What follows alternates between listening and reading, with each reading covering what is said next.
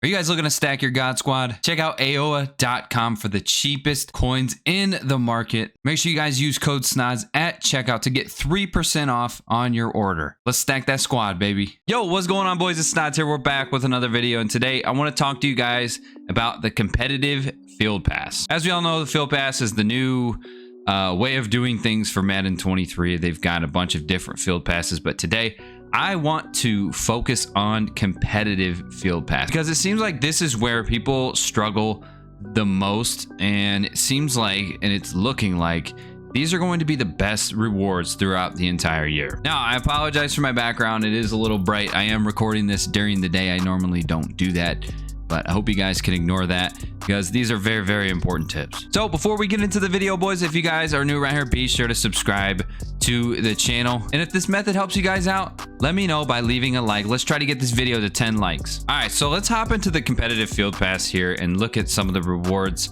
I am at level 14 right now on this Field Pass, and we've got about 8 days left. So these run for about 2 weeks, I believe. So they give you enough time to max everything out.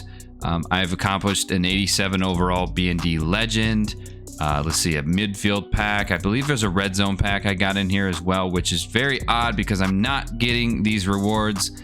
There's been a lot of problems with these Competitve Field Passes for people not getting their rewards, and this red zone pack I did not get yet. So interesting enough, but there's very, very good rewards in here if you guys are able to get them.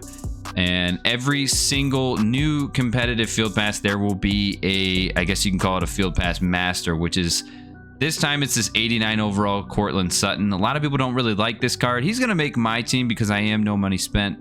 But for people that are money spent, they're way ahead of this. They don't need this Cortland Sutton. So he's kind of an L this go around, but I'm expecting much better in the future. We should be able to get better players.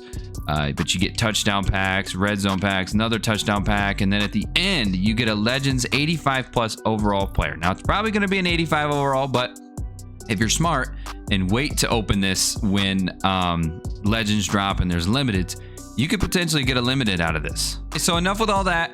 Let's talk about how we can progress this the best way possible. And step number one is complete your solo battles. Now, myself, I have not been playing solo battles lately because I haven't really had time for it, but I'm missing out on a lot of competitive points here. I am at level 14 already just by playing Mutt Champions.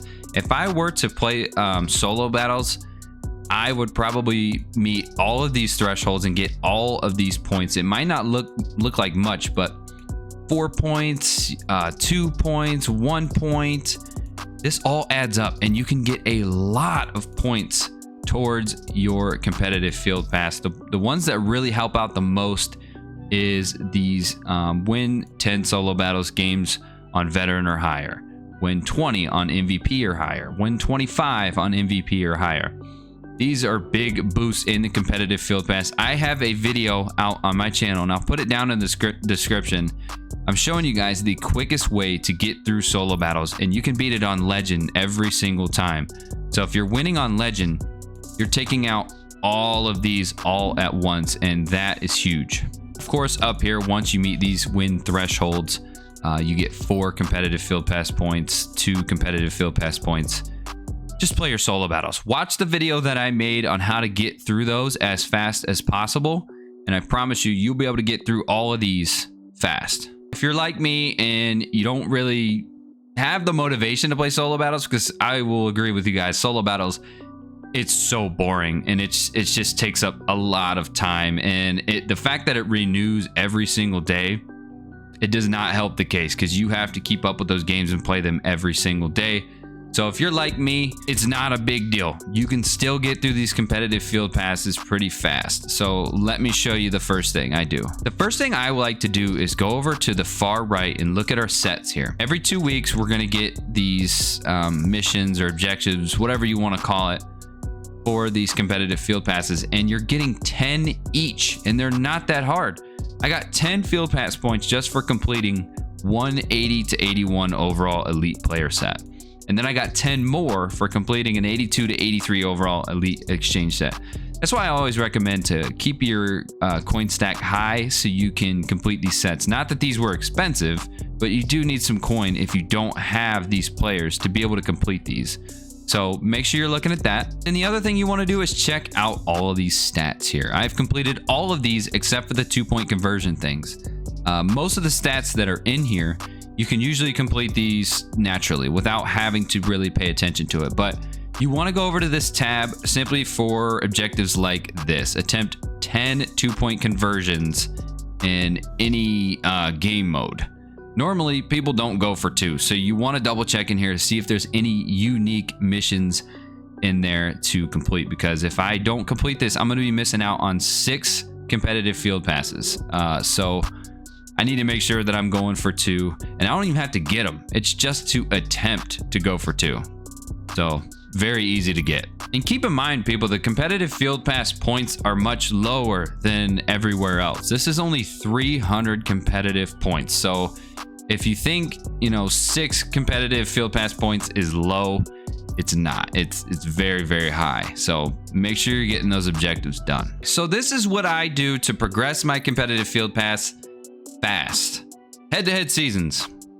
Don't play head-to-head seasons, and I'll tell you why. All right, so we're here in head-to-head seasons, right? And I'm in a current record of 2-2. Let's look at my division, right? I'm at All-Star, and if I make the playoffs here, I'm going to get bumped up to MVP. Now, this is why I think head-to-head is horrible.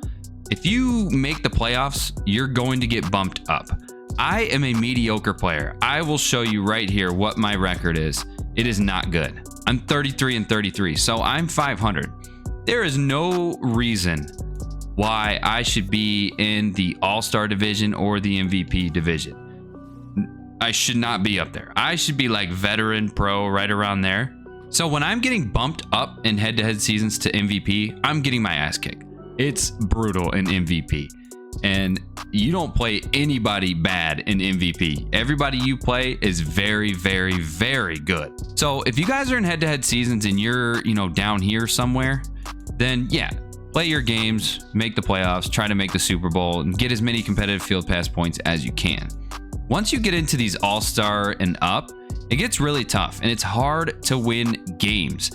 And even when you do win games, you don't get any competitive field pass points. To me, the reason why I think head-to-head is not good is because if you win one game, you don't get any competitive field pass points.